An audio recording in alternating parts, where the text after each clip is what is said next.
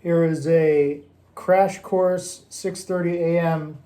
impromptu tutorial on vibrato. So first of all, the mechanics of vibrato. Generally on the first three strings, I'm going up towards my head and it's a compound movement. There's a little bit of finger pushing and the rest is a little bit of wrist. So it's a compound movement. It's kind of hard to, you gotta feel it, but it's not just wrist and it's not just finger, it's both at the same time. Caveat, third string, sometimes I will go down and I'll always go down on 6, 5, and 4, and it's the opposite. I pull with my finger and a little bit of wrist. Looks like that. So little bit of finger and wrist. Now the other thing is vibrato becomes meaningless if everything is vibrato. So what makes vibrato sound kind of cool, let me turn up this, is when it's contrasted with non-vibrato notes.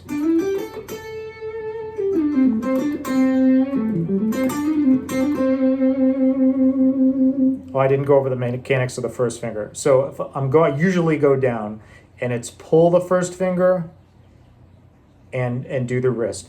And the other caveat is when I'm doing vibrato with pinky, third, and second, or really pinky and third, I'm using like the fingers behind it. Let me back up a second. Okay, if I'm doing pinky, I use the other fingers to help. I'm not just using my pinky, right? The same goes for third finger. I'm using my second finger for support. My first finger is just really kind of hanging out as a mute for the next string. All right, back to what I was saying. So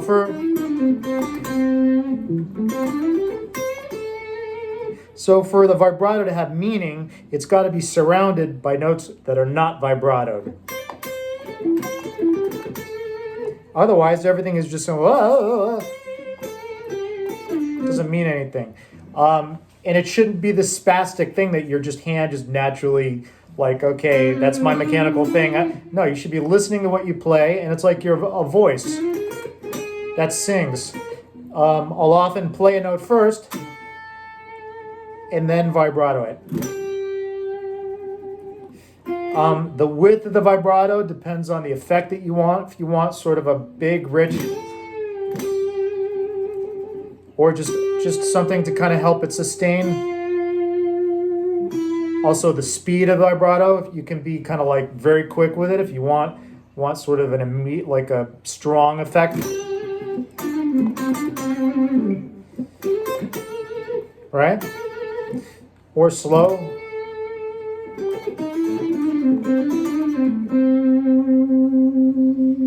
You can let the note sit for a second. It also, the vibrato helps the note continue. So it's used for that effect as well.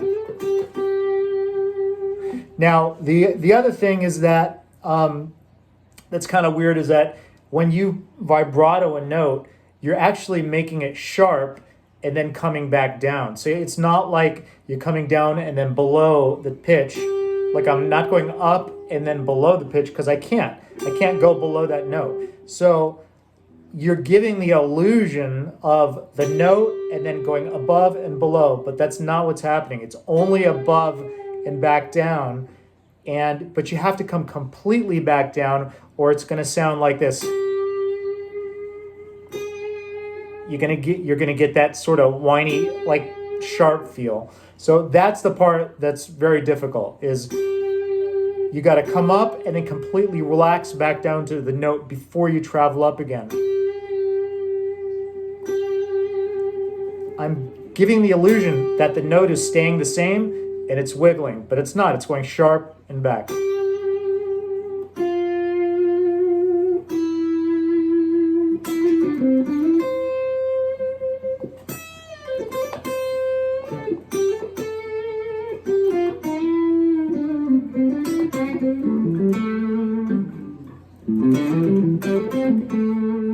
See how I'm using my second finger to assist in that? I'm not doing that. That's too difficult.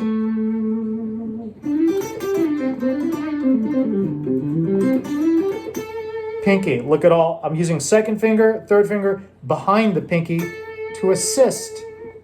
My pinky is not that strong. I'm using all my fingers to do that, like major, third bend. You can also bend as the note is up, which is very difficult.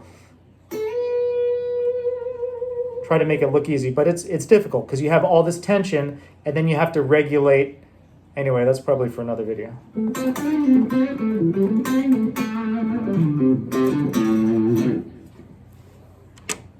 Bada boom.